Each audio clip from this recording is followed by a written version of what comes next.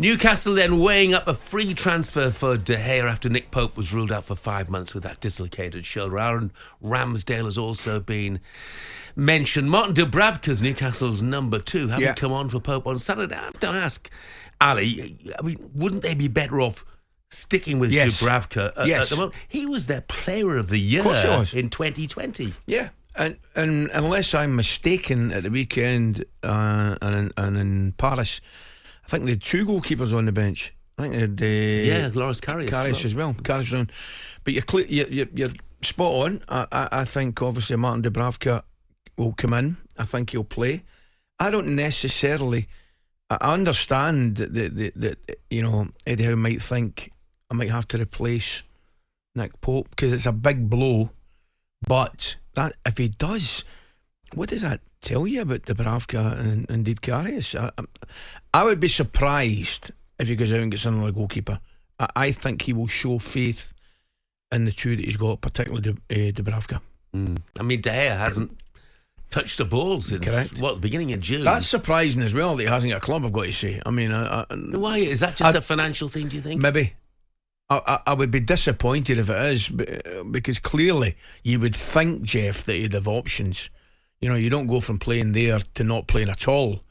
So there'll be a reason for it. Is he pricing himself out of playing every week? I don't know. It'd be unfair of me to say that because I don't know the facts and figures. But it is a big surprise to me that he's not playing. I mean, obviously, there's talk about Ramsdale as well. Now, even if Arteta was willing to let him go, can't let him go. But if he was, what would happen when Nick Pope was fit again? Wouldn't he be in the same situation as he finds himself now at the Emirates? Yes. That's why I wouldn't say it's a non-starter, but that's why I don't think it will happen. Plus the fact, flip side of the coin, what if Ramsdale does go to Newcastle, is absolutely out of this world, gives Arteta a major problem. Doesn't major problem, he's got a problem at this moment in time. But if he goes to Newcastle, plays out of this world, and all of a sudden your own keeper starts making 1 or 2 mistakes, I can't see Ramsdale moving in this window, to be honest with you. If he moves, I think it might be the end of the season. It's a strange one, Jeff. I just think, I understand Arteta trying to get quality in 2 players in most positions, but this is a little bit strange because the Arsenal fans, the majority of, not nearly all of them, were happy with Ramsdale. I thought Ramsdale was doing a good job, I really did, but he obviously saw that he fancied a change and he's gone and get his own man. So but that said, I don't see Ramsdale moving. I really don't. Not until perhaps, unless he gets back in and gets a sustained run, he could move in the summer. Yeah, I read Craig Hope's piece in the Mail this morning. Yeah, and it was interesting with Dubravka because he was comparing him with Jamal Lascelles, who had been written off really, and he's been yesterday's man, and yet he's been brilliant. He's been excellent. Lascelles has come in, obviously 1 or 2 injuries, Botman and people like that have been injured. Newcastle, it's well documented injuries they've got, but Lascelles come in a good job, and it wouldn't be surprised me if Dubravka does the exact same. Yeah. Well, I mentioned I'd read Craig Hope's piece this morning. We can talk to him right now. Morning to you, Craig. Morning, Craig. How are you? Good morning, guys. Very good. Yeah. What do you think there? Will they stick with Dubravka at least for the time being? I think they will. Listen, there's 2 schools of thought on this. The loss of Nick Pope is undoubtedly huge. You only had to be in Paris on Tuesday night, like myself and Ali were, to remind yourself as to how good a goalkeeper he is. All this debate around sweeper keepers and, the need to evolve and use your feet. Well, that was a reminder. Fundamentally, you need a goalkeeper who can use his hands. He was absolutely tremendous against Paris Saint-Germain on Tuesday night. The irony is he then goes and injures his shoulder, dislocates his shoulder in the one game against Manchester United where he had nothing to do. Yeah.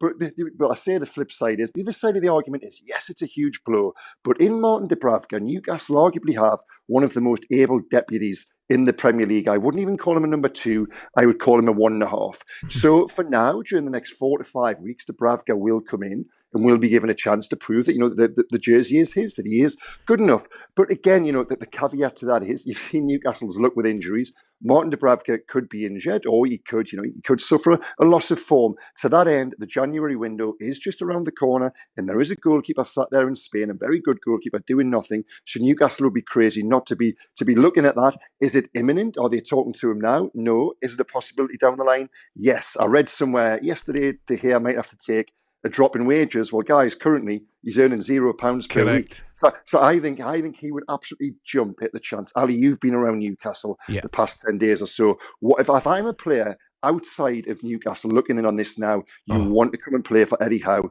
You want to go and play at that stadium. I think David de Gea would jump at the chance if it came around. But for now, as you guys say, it's Dubravka's jersey, and he's a very good goalkeeper. 100%, Craig. Couldn't agree more. I just look at it from, Eddie Howe doesn't get an awful lot wrong, Craig. I've got to say, he does not get an awful lot wrong, and he'll know his squad better than MD. I mean, I couldn't believe the injury to Nick Pope. I mean, you're right. I mean, it wasn't even making a save because I think it was Cher actually made a block in the first place.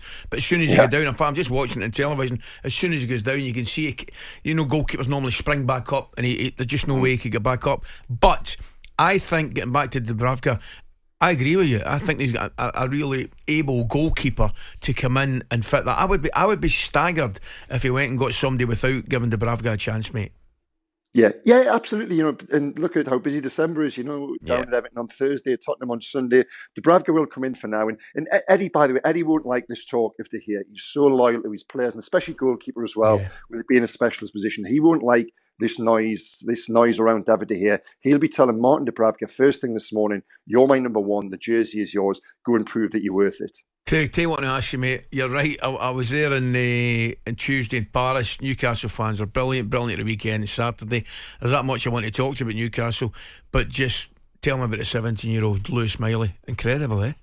Oh, wow, he's outstanding. And the biggest compliment you can pay him is he doesn't look 17, he doesn't act 17, he doesn't play 17. I was out in America in Atlanta in the summer, and he came in from nowhere up against the £106 million man Enzo Fernandez in the pre-season friendly, and he bossed him that day. And you looked at it and you thought, well, okay, maybe it's pre-season, maybe Fernandez is undercooked. A week ago, at home to Chelsea, Louis Miley comes in against the same World Cup winner, and he bosses him once again. Wow, everything about the guy just oozes class. He looks, for a 17-year-old, he actually looks physically superior. He's technically sound. He could be anything. There's a little bit of Michael Carrick about him. There's a little bit of Joe Linton about him physically, the way he gets around the park and the size as well. He's got everything, and what a find he is. Brilliant. Thanks, Craig. Thanks, Craig. Have a good day, mate. Cheers, guys. Newcastle United's injury problems, they are never ending, aren't they? But I tell you what you saw against Manchester United, you saw that togetherness, that willingness, that desire to do absolutely everything in front of that Geordie crowd. They're a team. Brilliant. When I say they're a team, I mean the fans and the team. That's another team. They're in it together, mate. It's brilliant. TalkSPORT Breakfast, waking you up Monday to Friday morning from 6 a.m. on AM, on DAB, via the TalkSPORT app and on your smart speaker. TalkSPORT.